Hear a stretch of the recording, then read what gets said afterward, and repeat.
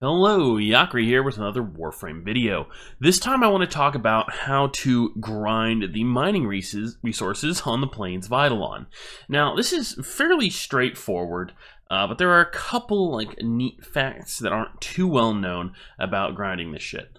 So, first off, you're going to need the advanced no-sam cutter. This is the highest tier 1 you can get from the rep grind, and there's not too much point in grinding the mining resources before you get this, because maybe there's some item you want earlier on before you finish the grind. I'm trying to think if there's anything really that matters. Maybe you needed them for the Archwing launchers, I forget. But you probably want to move from the basic one straight up to the advanced one, because the intermediate one, although it's better, doesn't unlock the high tier gems that this one does. So the Eidolon gems are what you're gunning for. Everything else is pretty much superfluous bullshit. You need a little bit of other resources, but it's not too important. So you're going to need this.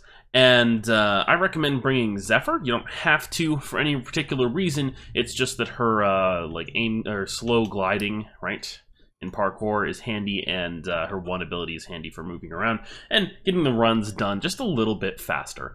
Now what you're going to do is you're going to go straight to the left out of the gates of Cetus, this way, and look for this big lake here, and you're going to go into this mine shaft over here, right? The mine shafts in Plains of Eidolon are denoted by this little mountain symbol, and we're just going to go straight into this one that's very close to the entrance because it's one of the best ones, and any of the other ones you have to work a little bit too hard to get to. This one's just straight right here and has a buttload of ores in it. I think this spawns like 20 nodes or something.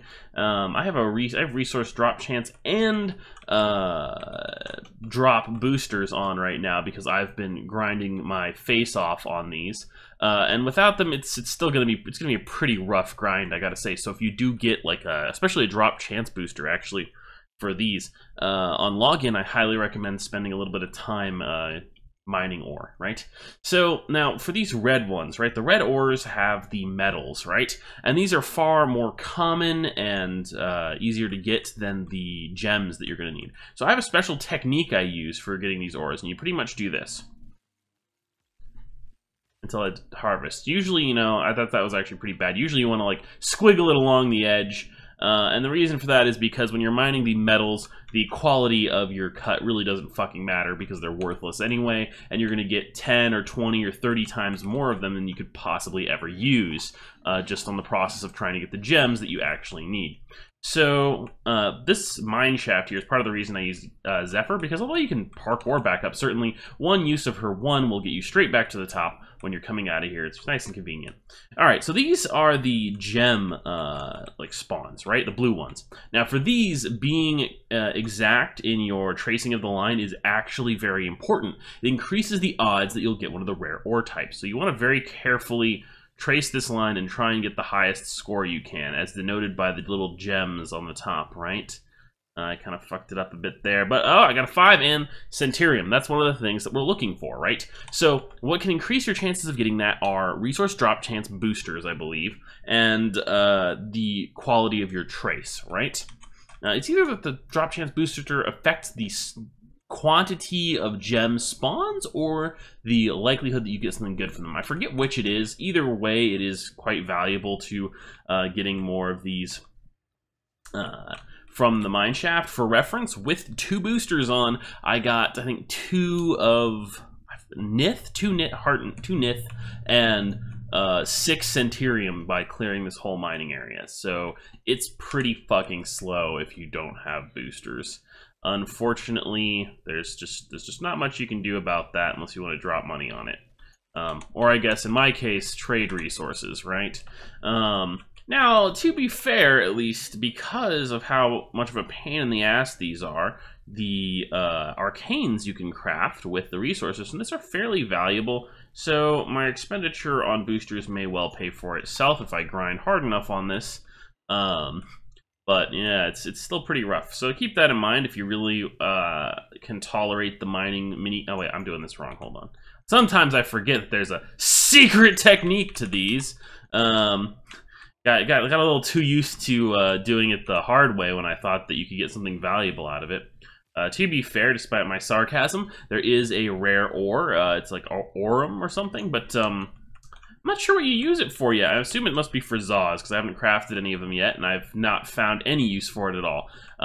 Nonetheless, it can't be too useful.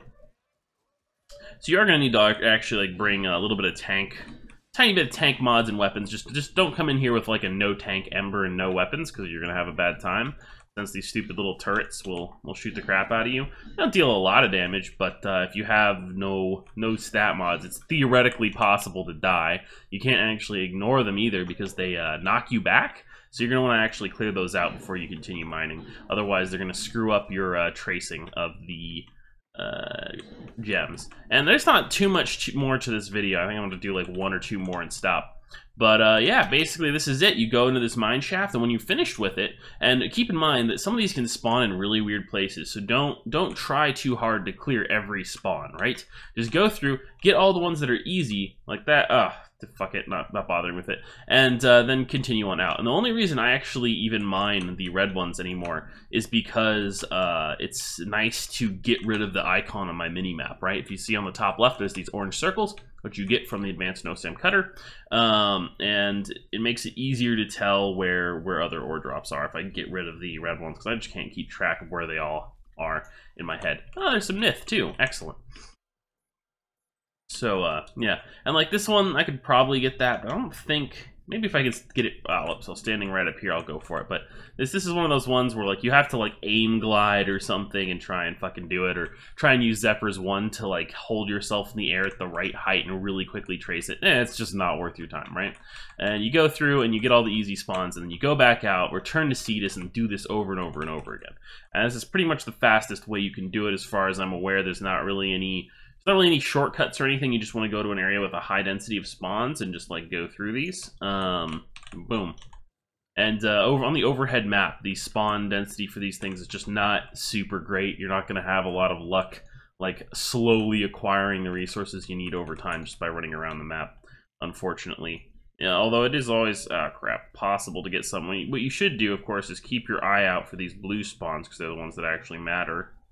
And if you do happen to see some of them while you're running around, it's probably worth your time to whip out your advanced no-sam cutter and slice them up, because they are very valuable, and you really need a lot of these for your advanced crafting shit. Oh crap! So in particular, the Magus Strike. I forget which type it needs, but you're gonna need like 30 of those gems, right, for a 10 set of arcanes. And the arcanes are extremely valuable if you want to hunt eidolons and get more arcanes. Especially the even some of the cheaper ones, like Magus Vigor, gives your operator more hit points. And your operator starts off pretty much being a one-shot kill for any Eidolon ability, and you can actually eventually bump their hit points up quite high through the combination of unlocking waybounds and arcanes. And in particular, you need both the HP and armor arcanes, and you need to combine those with the Unaru and Vazaran waybounds, and it gives you like 2,500 EHP on the operators. So that's why these are valuable. Also, of course, if you're willing to really go through all this mind-numbing horror, I think you can sell the arcane sets for like 300 or 400 plat right now. That may change in the future as people grind this out more, but since you do need quite a few of them, and you know, new players entering the game will keep the demand up, I expect them to maintain price for a while at least. Yeah. So you can always just grind those up and sell them. It's a good way to turn essentially crafting resources into plat. Crafting resources and rep, of course, actually, into plat. If you need a way to do that. And that's probably what I'm going to do with a lot of my excess resources, or more likely give away the arcanes to my friends who won't ever grind them out themselves, so I can get them to help me hunt eidolons. Yep.